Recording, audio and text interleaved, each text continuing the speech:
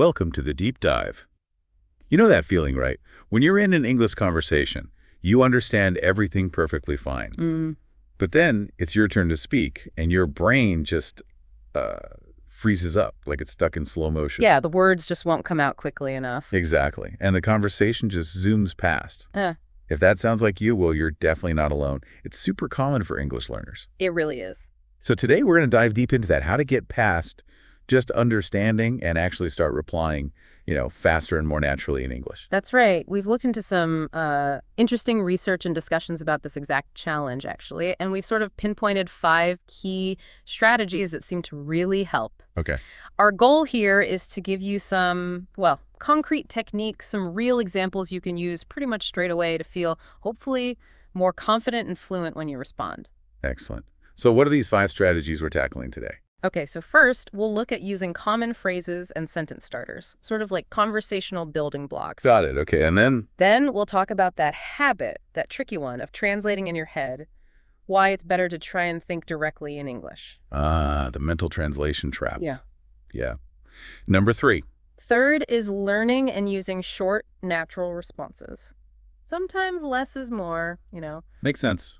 Keep it moving. Fourth, we'll discuss practicing with what we're calling speed drills, like a workout for your response time. Interesting. Okay, speed drills. And finally? And number 5, we'll explore how improving your listening skills is actually crucial for replying faster. Listening to reply faster. Okay, that's a great lineup. Ready to jump into the first one? Absolutely. Let's get started with tip 1, using those common phrases and sentence starters. Right, so these aren't just filler words, are they? Not at all. When you look at how we process language, these little phrases, they act like, they're like shortcuts for your brain. Shortcuts. How so? Well, think about it. Instead of building every single reply from scratch, which takes time and energy, you have these pre-made structures ready to go. Like, I think, or... That's a good question. Okay, so they buy you a bit of thinking time. Exactly. They buy you that crucial second or two, and they show the other person you're engaged, you're listening, you're preparing to answer. It's much smoother than just, silence. Yeah, that awkward pause. Okay, so give me an example. Like, if someone asks, what's your opinion on the new movie? Instead of just pausing, you could start with, I think. Or, that's a good question. Then follow up. Right. I think it was a great film, but maybe the ending was a bit confusing. See, that starter phrase just gets you going. I like let me think, too. It feels very natural. Oh, absolutely. It's perfect when you need a moment. Someone asks for your favorite book. You can say, let me think. I'd probably say The Alchemist by Paulo Coelho. It's polite. It's natural. And what about actually? Actually. I use that quite a bit. Yeah, actually is super useful. Great for maybe gently correcting something or adding a little extra detail without sounding abrupt. Like, actually, I haven't seen that movie yet, but I've heard good things. Precisely. Keeps the flow going. Yeah. And even something simple like, that's interesting. Oh, yeah. It shows you're listening, right? If someone shares a fact, you say, that's interesting, I didn't know that. It encourages them. And then you can launch into your own view with things like, in my experience, or from my point of view. Exactly. And the key is, the more you use these, the more automatic they become. They become part of your natural speaking rhythm. Which leads to faster replies without even thinking about it. Spot on. So let's try a quick one. Imagine I ask you, what do you think about the new trends in technology? How might you start a response using one of these? Okay. I could say that's a good question. Yeah. I think technology is moving incredibly fast, which is exciting, but it also brings challenges like privacy concerns. Perfect. See how that's a good question, just eases you into the answer. Yeah, it really does. Okay, great first tip. What's number 2? Number 2 is a big one. Try not to translate in your head. Yes. This is what really hangs people up, I think. It really does. That process of hearing English, translating to your native language, thinking of the reply, translating back to English. It's exhausting and so slow. Exactly. It adds this huge delay. Thinking directly in English, even if it feels harder at first, leads to much more natural, much faster responses. But how do you do that? Just switch your brain to English mode? Well, it's about practice, obviously. But one key thing is to focus on learning words and phrases directly in English. Associate the English word with the concept or the object, not just its translation. Okay, so instead of learning that dog means Pero or chin or whatever. You associate dog directly with the image and idea of a dog. Or for feelings, like, I'm not sure. Learn that phrase means uncertainty in English, rather than always translating it back and forth. Right. Learn the English phrase for the English situation. Exactly. Like, I don't know, instead of translating that, learn the direct English alternatives too. Like, I'm not sure or I'm not really certain. Use them directly. Let's try a quick one again. Imagine someone asks, what time is the meeting tomorrow? Think of the answer directly in English. Okay. So a direct response might just be, the meeting is at 10 a.m. tomorrow. No translation needed. Right. You access the information and state it in English. It takes practice, for sure. You have to consciously try to make English your default thinking language for that conversation. It won't happen overnight, but pushing yourself to do it more and more. It builds that direct pathway, understanding straight to speaking, cutting out the middleman, so to speak. Makes total sense. Okay, on to tip number 3. Tip 3. Learn and use short and natural responses.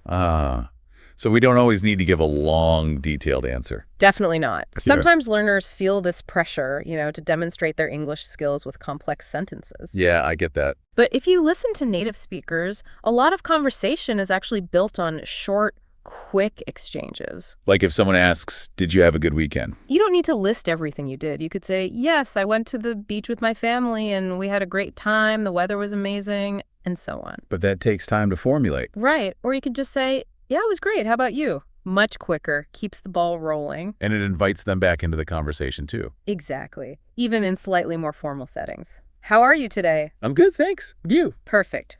Short, polite, efficient. What are some other useful short phrases? Oh, loads of them. Things like, I see, that makes sense. Okay, yeah, right. That's cool. I agree. Got it. These little sounds that show you're tracking the conversation. Precisely. They signal engagement without needing a long reply. Let's try another quick one. What did you do last weekend? Think short and natural. Okay, maybe. Just relaxed at home. It was nice. Perfect. Concise and clear. And the cool thing about short responses is they also give you a tiny bit more breathing room to think about what you want to say next, right? Absolutely. You're not expending all your mental energy on one long utterance. You reply quickly, listen to the response, and prepare your next thought. So embrace the short response. Okay, tip number 4 was speed drills. Sounds intense. Haha. Yeah, the name sounds a bit like that, but don't worry. Think of it less like a test and more like a workout for your brain, a way to build response agility. Okay, agility. I like that. How does it work? It's pretty simple, really. You set a timer, maybe start with 30 seconds or even a minute if you prefer. Okay. And someone asks you a question or you have a list of questions and you just answer as quickly as you can in English within that time. The key is not to overthink it. So perfection isn't the goal here. Not at all. It's about practicing that quick reaction, getting the thoughts out in English without that hesitation, without trying to make it perfect. So if someone asks, what's your favorite hobby? Just start talking about it quickly. Exactly. Start the timer and just say what comes to mind in English. My favorite hobby is playing guitar. I like learning new songs. It's relaxing. Even if it's simple, you're practicing that speed. Okay. I can see how that would help build automaticity. It really does. The great way to practice is with a friend or a language partner. You can do rapid-fire questions back and forth. They ask, you answer immediately. Then maybe you ask them. Like conversational tennis. Kinda. It sharpens your reflexes. And another tip we saw was to maybe record yourself doing these drills. Brave. Why? Well, listening back can be really insightful. You can hear where you paused, where you hesitated. It helps you pinpoint areas you might need to work on. That makes sense. Identifying the sticking points. And you can adjust the time, too. Start with 60 seconds, then maybe try 45, then 30 as you get faster and more comfortable. Gradual progression. Right. The main thing is doing it regularly. Even just 5 minutes of this kind of practice consistently can make a noticeable difference in how fast you reply in real conversations. Training those mental muscles for quick reactions. Got it. Okay, final tip, number 5. This one was about listening. Yes. Tip 5. Improve your listening skills to reply faster. It might seem a bit counterintuitive at first. Yeah, how does listening help me speak faster? Well, think about it. If you don't fully understand what someone just said, or if you only caught part of it, then it takes you longer to figure it out and then formulate a reply. Exactly. You're spending precious time just decoding the input. But if you understand quickly and accurately, Your brain can immediately start working on the response. Precisely. Good listening comprehension gives you a massive head start on replying. Okay, so how do we boost listening skills specifically for this? Well, the foundation is exposure. Listening to lots of English podcasts, like this one. Shameless plug. Haha, indeed. Movies, TV shows, music, real conversations if possible. Get your ear used to the sounds and rhythms. But it's more than just having it on in the background. Right. Oh, definitely. It's about active listening. Paying attention not just to the words, but the meaning behind them, the tone, the emphasis, the context. Like your example earlier, someone asks, "How was your day?" Are they just being polite, or do they really want to know? Right. Understanding that nuance helps you formulate a faster, more appropriate response. You're not just reacting to words, you're reacting to the intention. So the more you actively listen and understand native speakers. The better your brain gets at processing English quickly. You start anticipating phrases, recognizing patterns. It all speeds up your comprehension. Which directly feeds into speeding up your replies. Exactly. So don't underestimate the power of focused listening practice. It's a key part of the fluency puzzle. Okay, those are 5 really solid tips. To kind of see them in action, should we try a quick role play, put it all together? Yeah, sounds good. Let's keep it short and natural. We'll try to use some starters, short responses, avoid translating, listen actively. Ready. Ready. Okay, so what did you have for lunch today? Oh, let me think. I had a sandwich and some fruit. Pretty simple. What about you? Nice. I had a salad with chicken. Trying to be healthy, you know? Good for you. That sounds tasty, actually. It was all right. Hey, what's your favorite type of music? Ooh, good question. Well, I really love pop music, especially upbeat songs. Gets me energized. How about you? Cool. Yeah, I'm more into rock music myself. Same reason, really. Keeps me energized. Right on. Okay, one more. If you could travel anywhere right now, where would you go? Let me think. I'd probably go to Japan. I've always wanted to visit. Yeah, nice choice. For me, I think Italy. The food, the culture, sounds amazing. Yeah, Italy would be incredible too. Okay, Yeah. great. See, that felt pretty natural, right? Short exchanges, quick replies, using little phrases like, let me think, or actually. Yeah, it flowed nicely without getting bogged down. We were listening and responding. Okay, so before we wrap up, there was one more really important point you mentioned about mindset. Ah, yes, the final sort of overarching tip, don't be afraid to make mistakes. This is huge, isn't it? The fear factor. It really is. So many learners hold back, hesitate, slow down because they're worried about saying something wrong.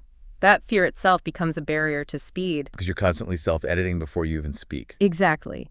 You're aiming for this impossible perfect sentence, and that takes time. It's much faster to just speak even if a small error slips out. And mistakes are actually helpful. Absolutely. They're a natural part of learning anything, especially a language.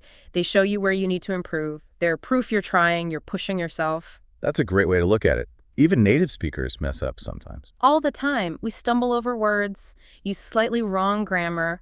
It happens. Yeah. Communication is about getting your message across, not usually about grammatical perfection on the first try. So the advice is just go for it. Pretty much. Embrace the possibility of mistakes. Learn from them when they happen, but don't let the fear of them paralyze you or slow you down. Keep talking, keep practicing. Excellent advice.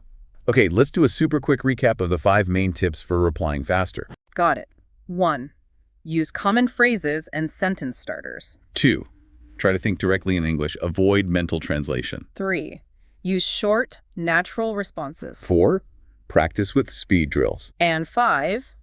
Improve your active listening skills. Plus that crucial mindset piece.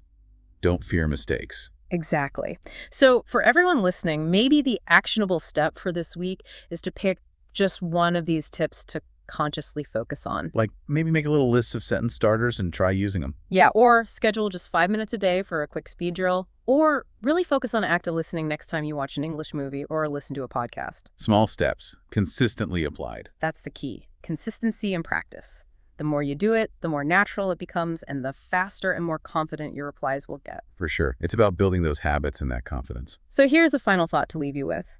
Consider how focusing on just one of these techniques this week, really focusing on it, could start to shift your confidence in your next English conversation. Give it a try. Great thought. Thanks for taking this deep dive with us today.